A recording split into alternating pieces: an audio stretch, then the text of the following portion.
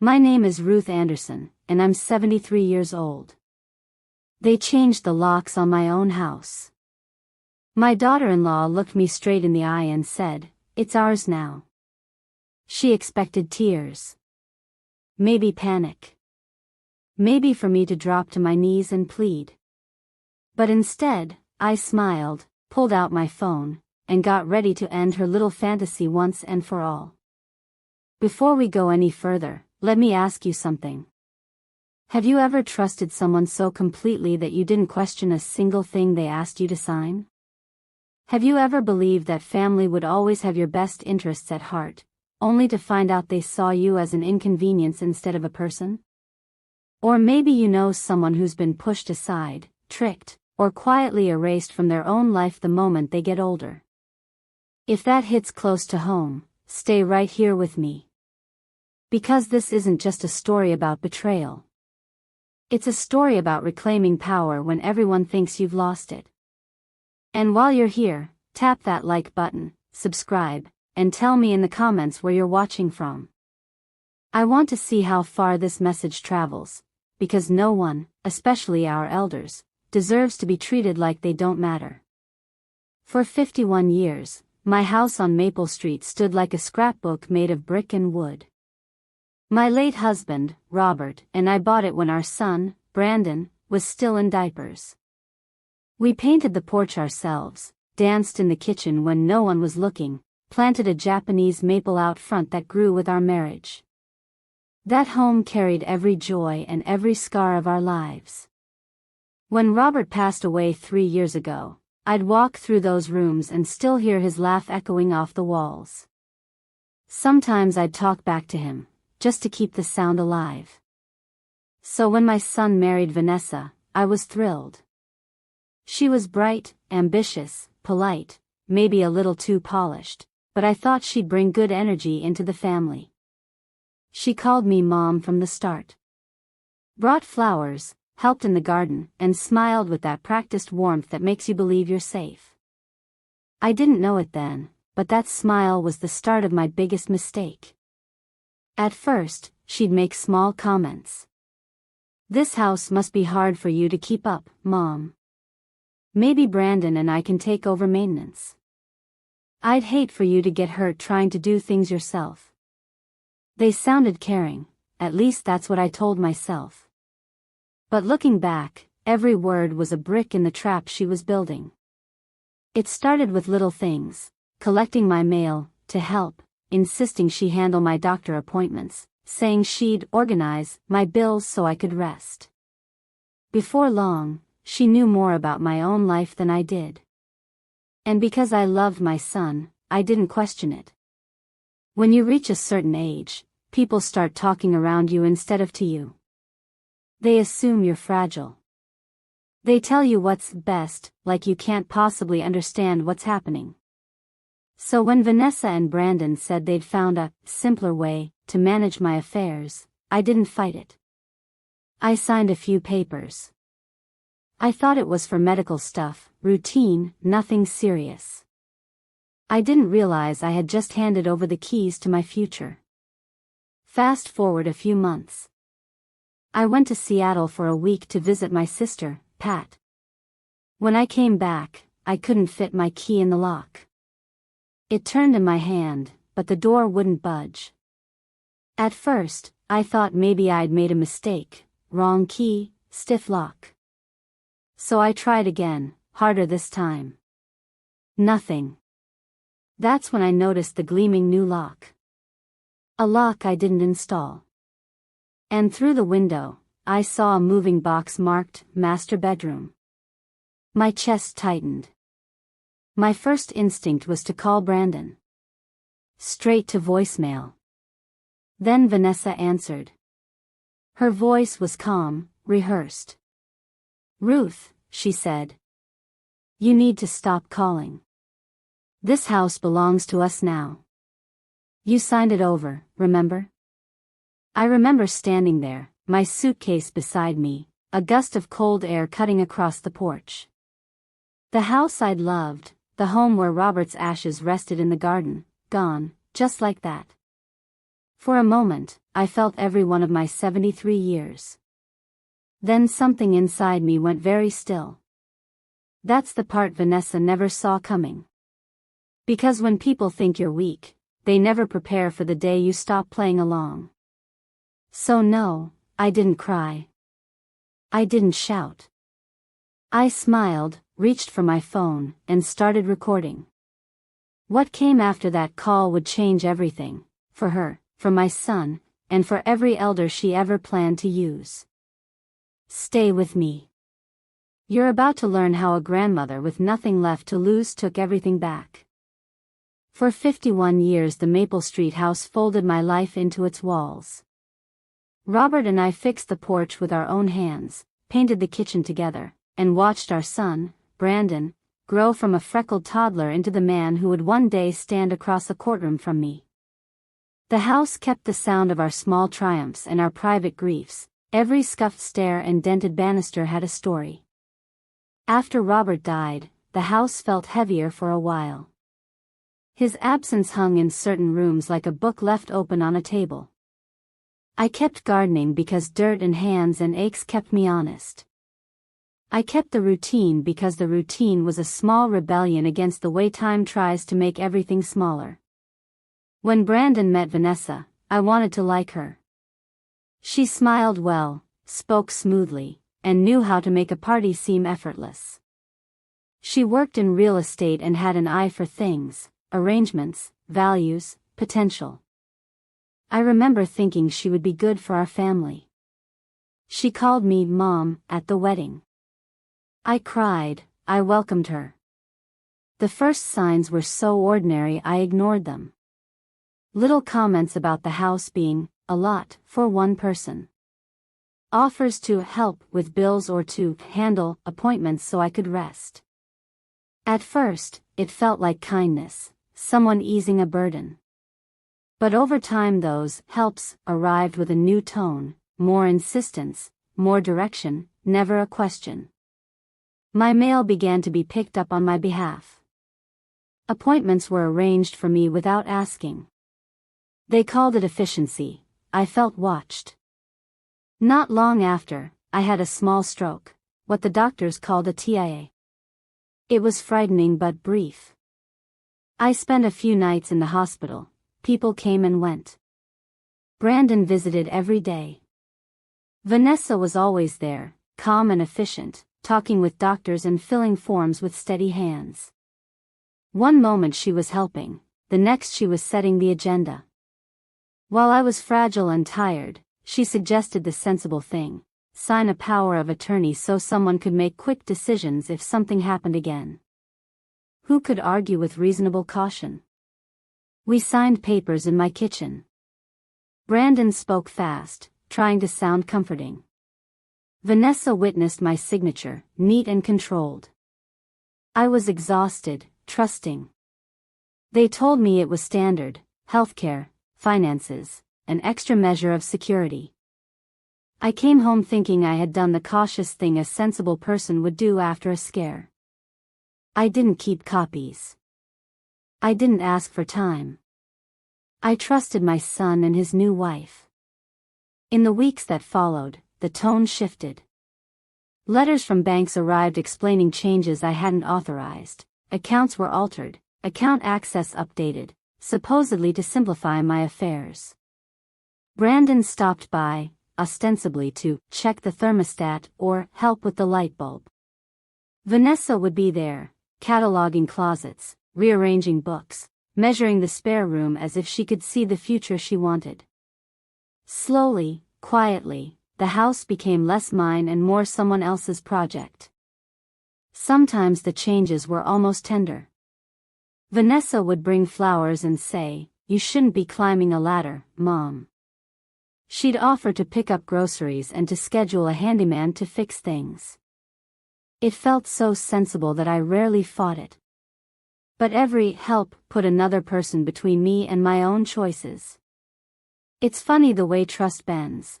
You lean into the hands that offer to catch you until those hands start to redirect your steps. One evening, a letter arrived that made my stomach drop. It was from an attorney I'd never heard of, formal, precise. They had secured a place for me at Meadowbrook Senior Living, the letter said. Arrangements were being made for my move. My belongings would be appropriately distributed. The tone was polite, bureaucratic, and final. I remember the air disappearing from the room like someone had closed a door. When I looked back at the last months, my hospital bed, their quick explanations, the stack of papers on my kitchen table, I began to see a pattern. That feeling of a trap closing is not loud. It is made of small silences, the kind that come when people start making decisions for you and calling it concern. I asked Pat to take me to Michael Torres, the family lawyer Robert had trusted. Pat moved faster than I could keep up, and within an hour we sat in Michael's living room while he pulled up public records on his laptop. He showed me the county record, a quitclaim deed, recorded 2 weeks earlier, transferring the house to Brandon. The page looked official, and my eyes skimmed over it in disbelief. But I never signed this deed, I said, and the words sounded small in the wide room. Michael looked grave. He explained trusts, how Robert and I had set one up years before, how the house was held by the trust and I only had lifetime tenancy. In theory, that meant I couldn't legally give the house away. In practice, the quitclaim had been filed and someone had already changed the locks. It's one thing to lose something in a fight. It's another to feel the world decide you're no longer the arbiter of your life. For me, the betrayal cut where memories lived. Those papers were like a stranger rifling through a photo album and taking out the names. I felt small and furious in equal measure. That was the moment Pat insisted, that I do something besides sit and let them take everything. Michael laid out the options: demand return of the property and file for emergency court orders, get a cognitive evaluation to prove competence, document every change, every contact, every irregularity. He explained that power of attorney does not allow someone to steal property held in trust, and that a forensic look at documents could reveal forgeries. He said the weird things lawyers say when they mean business: they think they won, but they don't know what's in our file. At that point I had a choice. I could collapse under the weight of being betrayed by people I'd loved, or I could act. I chose the latter, not out of bravado but out of the stubbornness that had kept me raising a son, caring for a home, and surviving alone after Robert passed. I wanted my house back, yes, but I also wanted them to face what they'd done so another grandmother wouldn't be next. Michael asked me one question that I still hear when I close my eyes: did I want to simply recover what was mine, or did I want to hold them accountable? I said I wanted both. Before the legal machinery could move, we scheduled a full neuropsychological evaluation with Dr. Chin. She put me through hours of tests: memory, reasoning, comprehension, things that measure the sharpness of a mind. When she told me quietly that I'd scored very high for my age, I felt relief like rain after a drought. That report removed the main defense they'd been building, that I was no longer fit to manage my affairs. Once the report was on paper, it would be harder for them to hide behind concern as a shield for taking things. So I waited. While I waited, Vanessa kept up her appearances of care, all the while making moves that tightened their control. The house that Robert and I had built together felt to me like a battleground where someone else had planted a flag. I slept at Pat's sometimes, patched my bruises in the quiet hours, and rehearsed a new kind of courage. If you've ever been in a position where family decisions were made for you when you didn't want them, tell me in the comments. I'd sign, if you'd trust anyone to do what's best for you, or I'd call a lawyer, if you'd double-check first. I've learned it's better to hold on to your papers and your voice. Your reply might be the thing that helps someone else question the help they're being offered. The week I left for Seattle felt ordinary enough. My sister Pat had convinced me to come for a visit, and said I needed air and laughter that didn't echo inside empty rooms. Before leaving, I watered the maple out front, left the spare key under the planter, and told Brandon the exact day I'd be back. He hugged me, said, "Don't worry, Mom, we'll keep an eye on the place." Those words would ring in my head for weeks. Pat and I spent the trip doing what sisters do best, talking about everything and nothing, watching game shows, sharing meals that tasted like our childhood. I called Brandon once to check on the house. He said all was fine. His tone was distracted, clipped. I chalked it up to work stress. When I came home, it was late afternoon. The sky was a soft gray, the kind that makes the porch light glow early. I reached for the key in my purse, ready for that satisfying click of the lock I'd used thousands of times.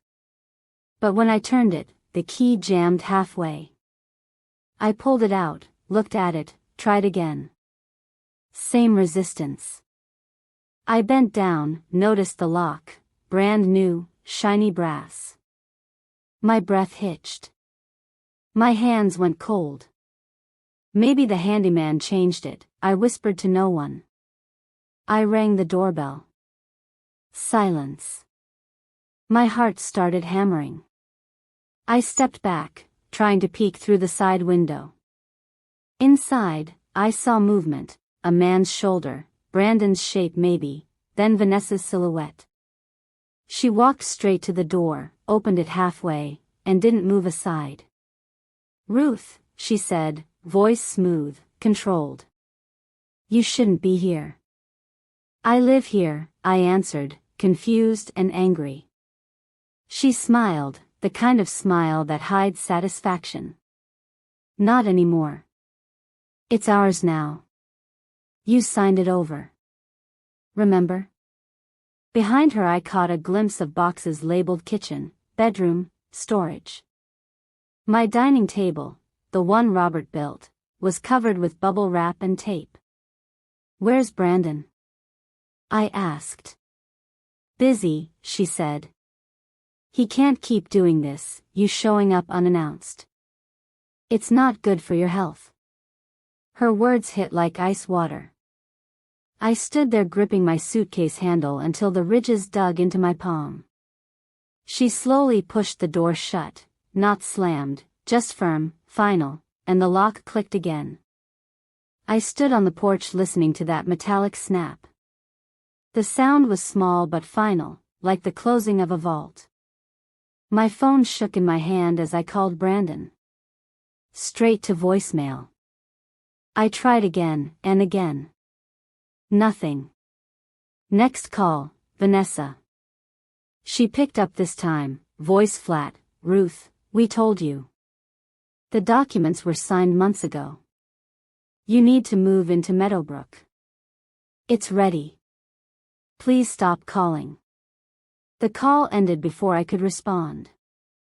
For a long minute, I stayed there staring at the door, the window, the lights spilling out from the living room where I'd once hosted every Thanksgiving. The air was cold enough to make my joints ache, but I couldn't move. I kept seeing Robert's chair near the fireplace, empty but claimed. I sat down on the porch step and laughed, not because it was funny, but because disbelief sometimes sounds like laughter.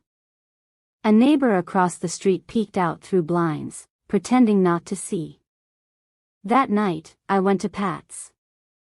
The drive felt endless, every stoplight reflected my face back at me, stunned, humiliated, furious. Pat opened the door before I even knocked. "What happened?" she asked. "They changed the locks." My voice cracked. Inside, I told her everything, the confrontation, the boxes, the phone calls. She didn't interrupt, just listened with clenched fists. When I finished, she said quietly, "Then we fight." The next morning, we were at Michael Torres's office by 9. He looked older since Robert's days, but his eyes were sharp as ever. I told him everything, from the hospital papers to the lock.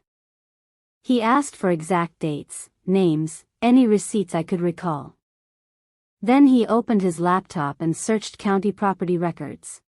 The result loaded in seconds. Quitclaim deed, Ruth Anderson to Brandon Anderson, recorded April 5. My stomach dropped. That's impossible, I said. I never signed that. He zoomed in on the scanned signature. It looked like mine, almost. But the loops in the R were wrong, the pressure uneven. Michael didn't comment yet. He printed the record and laid it on his desk. Brandon filed this 2 weeks before you left for Seattle, he said. That timing isn't a coincidence. Pat muttered a word I won't repeat. Michael leaned back. Do you remember signing any real estate papers? Only medical and financial powers of attorney, I answered. He nodded slowly. That's how they got access. But if your home was held in an irrevocable trust, this deed is invalid, it's fraud. Still, it's enough for them to take possession until the court intervenes. I felt both relief and dread. Relief that I wasn't crazy. Dread because fraud meant courtrooms, months, lawyers, and exposure.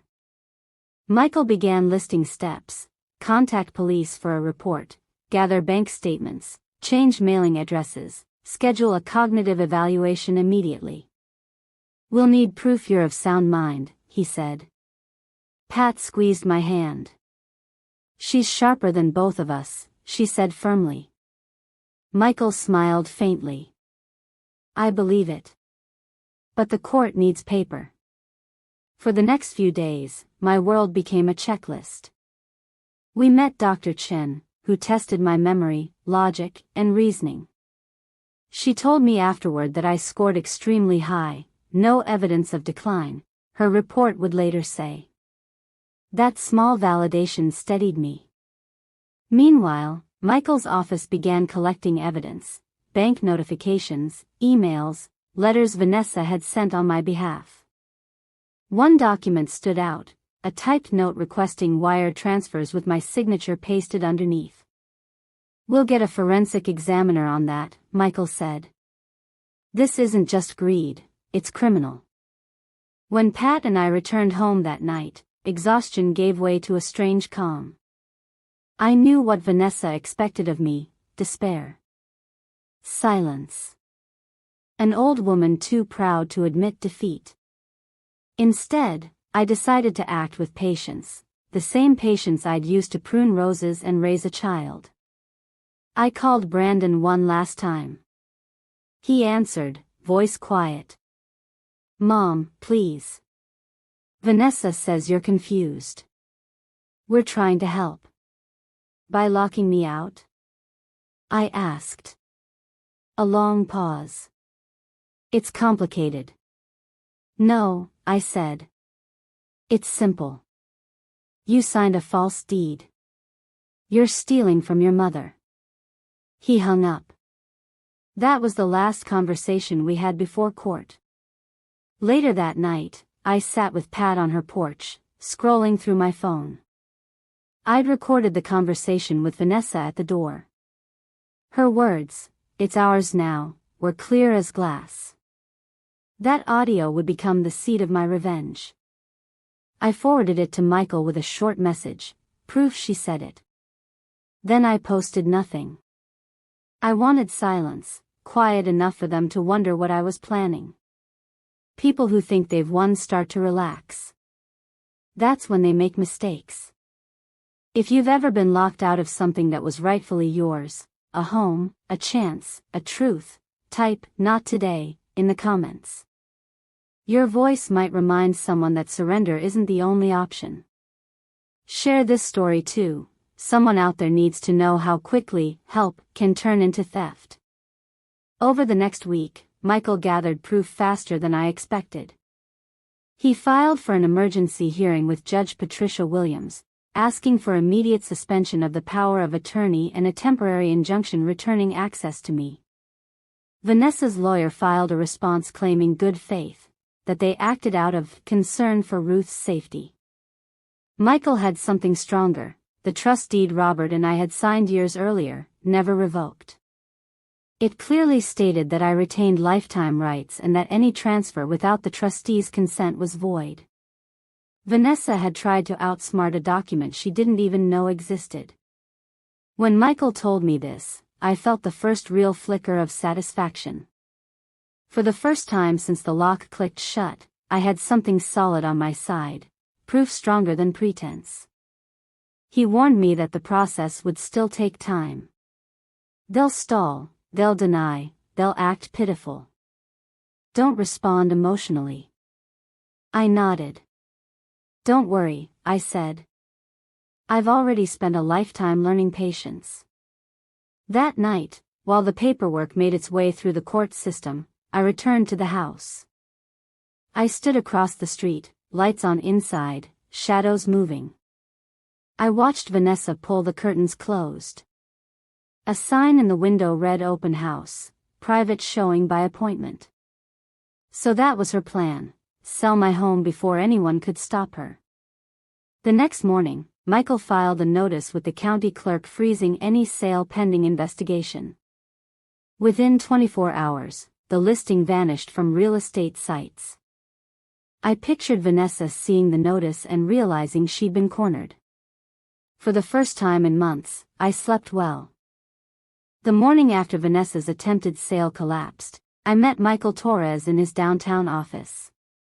The city outside buzzed with ordinary life, deliveries, chatter, car horns, but inside his conference room, everything narrowed to one goal: prove deception. Michael began by spreading a stack of papers across the table. "We're building a foundation," he said. "First, we verify the trust.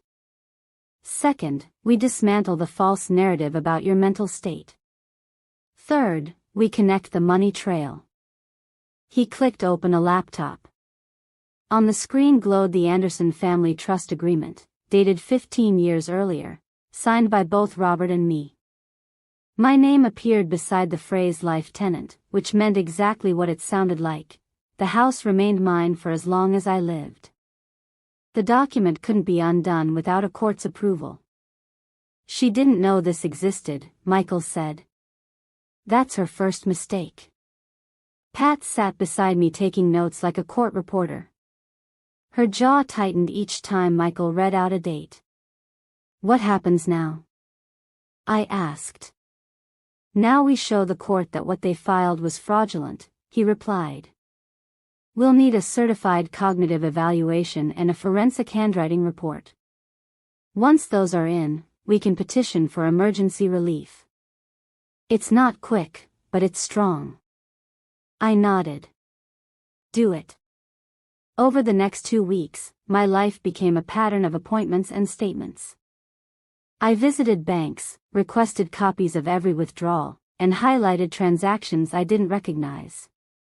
The tellers looked at me kindly but with quiet curiosity, as if wondering why a grandmother needed forensic copies of checks. At home, well, at Pat's house, I sorted through boxes of old documents Robert had kept. Mortgage papers, insurance statements, the original trust registration. I labeled everything carefully. The more I uncovered, the angrier I became, but anger can be fuel when directed. Michael's paralegal called daily with updates. A forensic document examiner confirmed multiple signatures on the quitclaim deed were not mine. Email headers traced property correspondence to Vanessa's business address, not mine. A credit line had been opened in my name, listing her as an authorized user. Each discovery stung, yet every sting brought focus. One afternoon, Pat handed me a small recorder. "Keep this with you," she said. "If anyone calls or shows up, record everything." I thanked her. At 73, I was learning modern tactics I'd never imagined needing.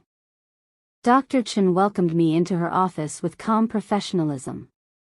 She specialized in assessing cognitive health in older adults and knew exactly why I was there. The test stretched for hours: memory sequences, logic puzzles, comprehension questions. When she finally closed her clipboard, she smiled. "Mrs. Anderson," she said, "you scored extremely high for your age. I'll document that you demonstrate clear reasoning and memory." I exhaled for the first time in days. So they can't claim confusion? They can claim whatever they like, she replied. But facts win in court. Her report would later become the centerpiece of our case.